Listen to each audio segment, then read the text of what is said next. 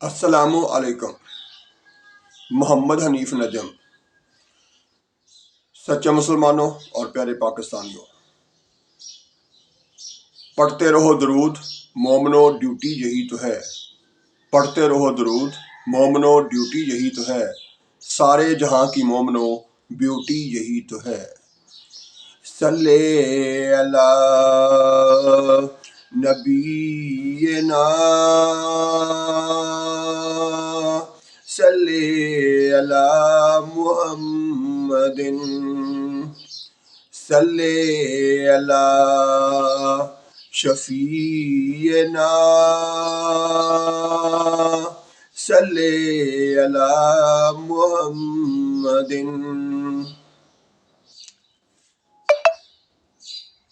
ایاک نعبد و ایاک نستعین، ہم تیری ہی عبادت کرتے ہیں اور تجھ ہی سے مدد مانگتے ہیں۔ سب سے پہلے آپ سب کا بے حد شکریہ کہ آپ وقت نکالتے ہیں اور روزانہ اس ویڈیو کو سنتے ہیں، اور پھر اس کے بعد سب سے بڑی بات یہ ہے کہ اس پر عمل کرنے کی کوشش کرتے ہیں، کیونکہ یہ ساری باتیں جو اس ویڈیو میں ہوتی ہیں یہ پہلے بھی ہم نے سن رکھی ہیں، پڑھ رکھی ہیں، اور ہم اس کے بارے میں جانتے ہیں، لیکن ہم اس چینل کے ذریعے آپس میں رابطے میں آنے کی سب سے بڑی وجہ جو ہے وہ یہ ہے کہ ہم ان ساری باتوں پر عمل بھی کرنے کی کوشش کریں۔ تو اسی طرح سے آپ چینل کو سبسکرائب کر چکے ہیں، مہربانی آپ کی، آپ اس کو لائک کرتے ہیں، ویڈیو کو نیچے کمنٹس دیتے ہیں، اس پر بھی آپ کا بے حد شکریہ۔ تو اب آتے ہیں آج کی حدیث کی طرف۔ ہمارے پیارے کریم آقا حضرت محمد مصطفیٰ صلی اللہ علیہ وآلہ وسلم کا فرمان ہے، مزدور کو اس کا پسینہ خشک ہونے سے پہلے مزدوری دے دو۔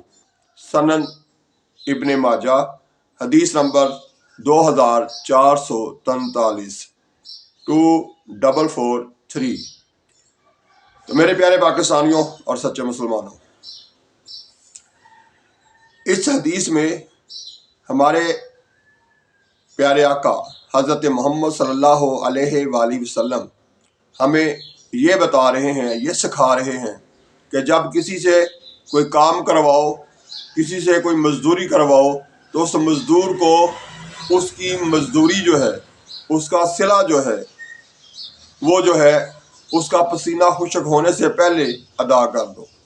یعنی ہمارے ہاں یہاں پر یہ بھی ہوتا ہے کہ کئی بیچارے مزدور جو ہیں ان سے کام لے لیا جاتا ہے اور ان کی مزدوری جو ہے ان کے ساتھ ادھار کر لی جاتی ہے، اور وہ ادھار بعض صورتوں میں بعض دفعہ یہ ہوتا ہے کہ اس سرے سے دی نہیں جاتی، کیونکہ وہ مزدوری کرنے والا کمزور ہوتا ہے، غریب آدمی ہوتا ہے، اور اس کو ہم پہلے تو کئی روز تک رکھانے کی کوشش کرتے ہیں، پھر کبھی دے دیتے ہیں اور کبھی کم دیتے ہیں، اور کبھی سرے سے ہی چکر لگوا کے آخر اس کو مجبور کرتے ہیں کہ وہ بھول ہی جائے ہمیں۔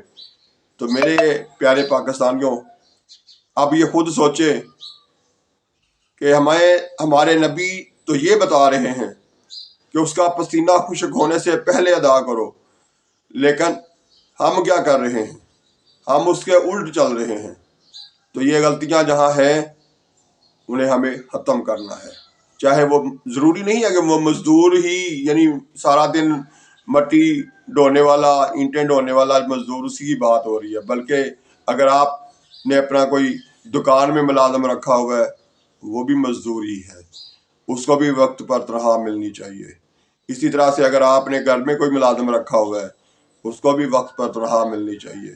تو یہ سارا کچھ جو ہے ساری جگہ پہ جہاں جہاں بھی آپ پیسے دینے والے ہیں کچھ کام کروانے کے بدلے میں، اور آپ کے ہاں کچھ لوگ ایسے ہیں جن کو پیسے ملتے ہیں تو ان کا گھر کا خرچہ چلتا ہے، ان کے بچوں کو سہولیات ملتی ہیں، تو وہ یہ ساری جگہ پہ ہر بندہ جو ہے وہ، یعنی جو بھی کسی کے پاس ملازمت کرتا ہے وہ مزدور ہی ہے۔ تو ہر ملازم کو وقت پر اسے تنخواہ جو ہے، ٹائم پر اسے اس کی مزدوری جو ہے وہ ملنی چاہیے۔ یہ سلیقہ اس حدیث میں ہمارے پیارے آقا حضرت محمد صلی اللہ علیہ وآلہ وسلم نے अपने उम्मतियों को सिखाया है। अब आते हैं रोजमर्रा की गुफ्तगू की तरफ, जिसमें हम आमतौर पर सबसे पहली बात यही करते हैं, यही अहद करते हैं कि आइंदा जिंदगी में हम झूठ नहीं बोलेंगे, सच बोलेंगे, और सच बोल बोल के अपने आप को भी सच्चा बना लेंगे, और साथ साथ अपने खानदान के लोगों को भी, उन पर भी असरअंदाज होंगे। किस तरह से कि जब आप रोज रोज उनके सामने सच बोल रहे होंगे तो आहिस्ता आहिस्ता उनकी तरबियत भी हो जाएगी, वो भी सच बोलने वाले बन जाएंगे। इसी तरह से जब आप और आपका खानदान अपने साथ मिलने वाले लोगों को सामने बार बार हर बात हर मौका पर सच बोल रहा होगा, तो उससे क्या होगा कि आपके मिलने वाले लोग जो हैं वो भी आहिस्ता आहिस्ता सच बोलने की आदत अपना लेंगे और झूठ से बचना शुरू कर देंगे। ये तो होगा, उनका फायदा भी होगा, लेकिन साथ साथ इससे आपको भी फायदा हो रहा है कि आपकी वजह से जितने लोगों ने झूठ बोलना छोड़ दिया और सच बोलना शुरू कर दिया, उसका अजर सवाब आपको मिलेगा, जो आखिरत में भी आपके काम आएगा, और दुनिया में भी आपका ये आसपास का माहौल सच बोलने वाले लोगों पर मुश्तमिल होने की वजह से आपकी जिंदगी में बहुत सारी आसानियां आ जाएंगी। इसी तरह से हमें गीबत से बचना है। कभी किसी की अदम मौजूदगी में ऐसी बातें ना करें जो उसके सामने आप नहीं कर सकते, या कर भी सकते हैं तो उससे वो उसकी दिल आज़ारी होगी।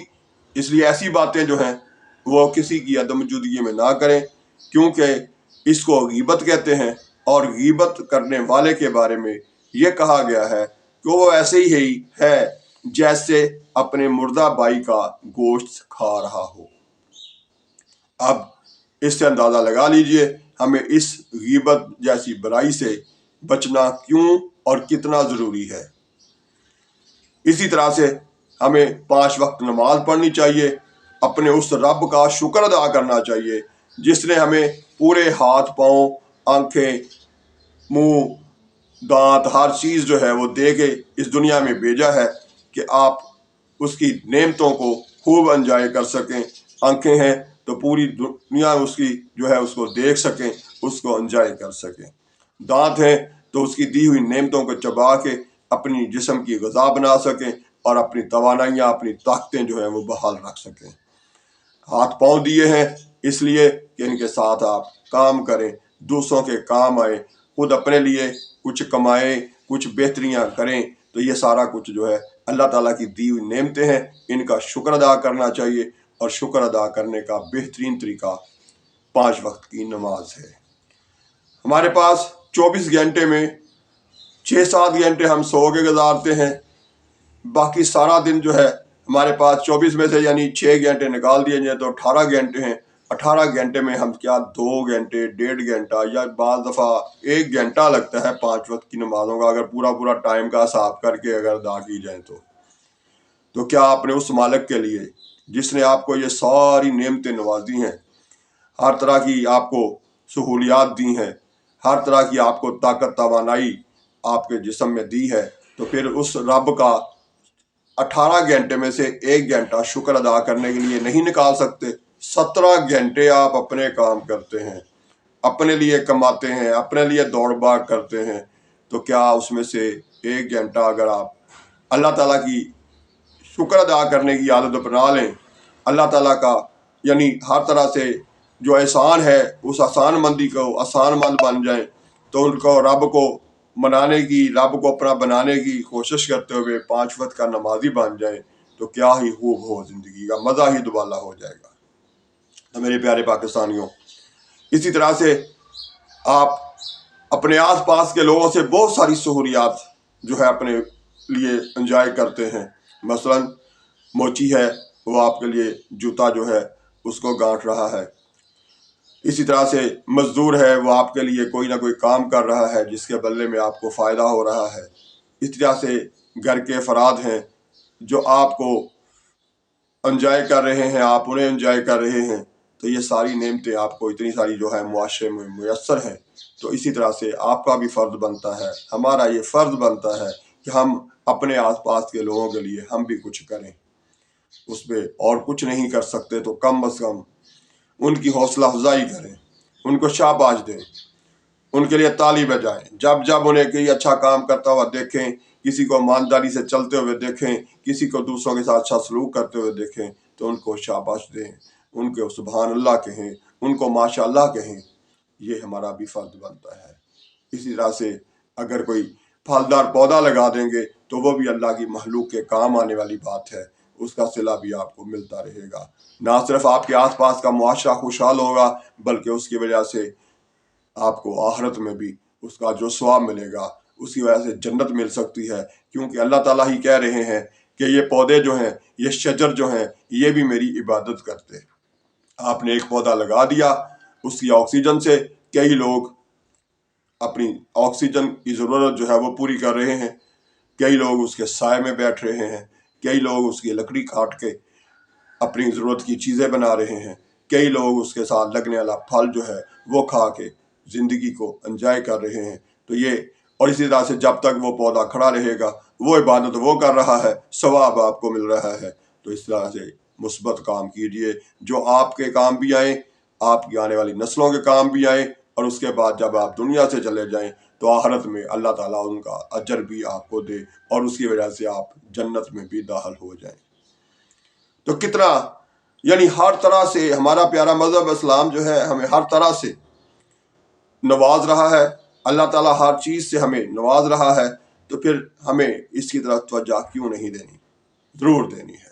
हमने ज़रूर सीखना है, दूसरों को भी सिखाना है, खुद भी अपने आप को भी अच्छा मुसलमान और अच्छा पाकिस्तानी बनाना है, और साथ साथ अपने आसपास के लोगों को भी ये तरगीब देनी है, ये सिखाना है कि वो भी अच्छी ज़िंदगी गुजारने वाले अच्छे मुसलमान और अच्छे पाकिस्तानी बने।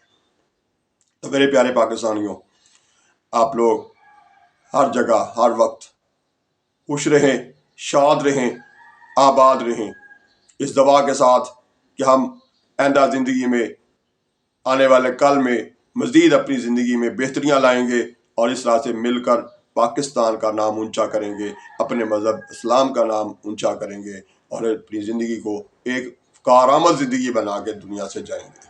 तो मेरे प्यारे पाकिस्तानियों, अल्लाह ताला आपको हर वक्त हर जगह खुश रखे, आबाद रखे। अल्लाह हाफिज़। पाकिस्तान जिंदाबाद।